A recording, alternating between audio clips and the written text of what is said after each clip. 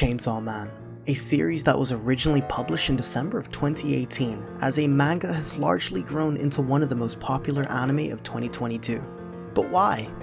The hype for the show has been around for quite some time since the release of the trailer back in June 2021, but is now, after 3 released episodes, received many mixed reviews.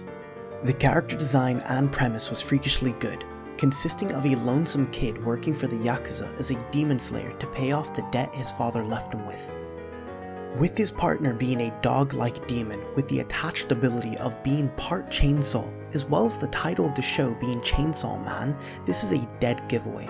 The character is fused with this pet to become what is known as Chainsaw Man, a unique form of a demon character not seen before, which brings a fresh breath of air to the anime scene with its gory fight scenes to match the main character's demon form.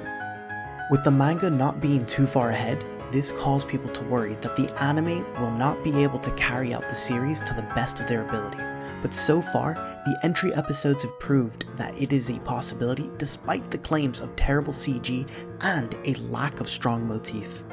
When it comes to the CG, we can see that the scenes were very rushed and quite lazy, using a lot of stagnant animations that were roughly blocked out. This naturally gravitates your eyes to wander off screen looking at the terrible details rather than the primary focus of the screen. But I wouldn't go as far as to say it's one of the worst CG integrated anime or one of the worst CG animes ever. As for the story's motif, we discover the main character Denji doesn't have much to live for, as he never had much to begin with either. Being told almost his entire backstory within the first episode, the character's mystery has been taken away, which lost my interest for him as I couldn't find how his journey and personal growth would work towards the story's progression. We are repetitively shown that his only goal is to cup a feel and touch some boobs.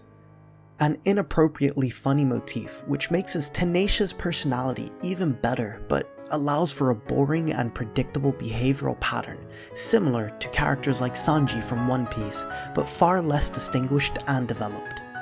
I would even go as far as to say that the side characters of Chainsaw Man provide a much better character development. This is especially when you combine both manga and anime together.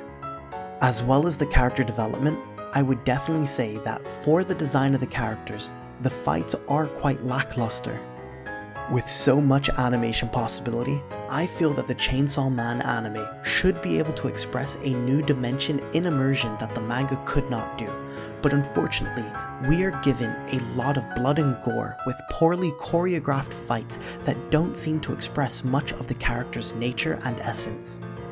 However, for as much as I can point out these negative aspects to the show, there is a magnetizing kink to the show that keeps attracting me. The character and story tropes remind me of Parasite: The Last Maxim, as well as Tokyo Ghoul, with a character who has become a different species, no longer accepted by either, but can fight for both sides, choosing to look towards a future where everyone is judged as an individual rather than a collective group. It's something we've all seen before, but I feel it's a plot that can almost never go wrong as a starting point. The writer Tatsuki Fujimoto is a writer I feel is playing the audience as a bunch of fools.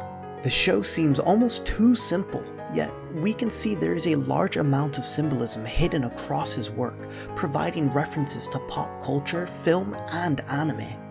I do feel as if the anime doesn't deserve all the hype it has received so far, but I truly do think the anime has potential to become so much more if the story was to be developed with a serious undertone rather than a gory fight fest with sexual desires. The CG has forced the show to have a recognizable flaw that most seem to hate, but I don't believe that merits the show unworthy. If you're interested in a new show that may take you on a long journey of self-identity, you may enjoy this, as the manga has proven itself to go deep within character history. If the anime can adapt this aspect, we may be in for a treat in the long run, but we just have to hold out until then. Overall, I do recommend giving this anime a watch, but I would advise you to not overhype this in your head before you watch this or believe that this may be your next favorite anime. I'm not here to say it won't be, but I don't want to mislead you into a wrong sense of belief. As per usual, thanks for listening to my incoherent, nonsensical video. If you're interested in more unrelated boring junk, subscribe or leave a like. You were willing to stay this long into the video, you may as well give it a comment or something, you know? Either way, thanks for watching, and peace out.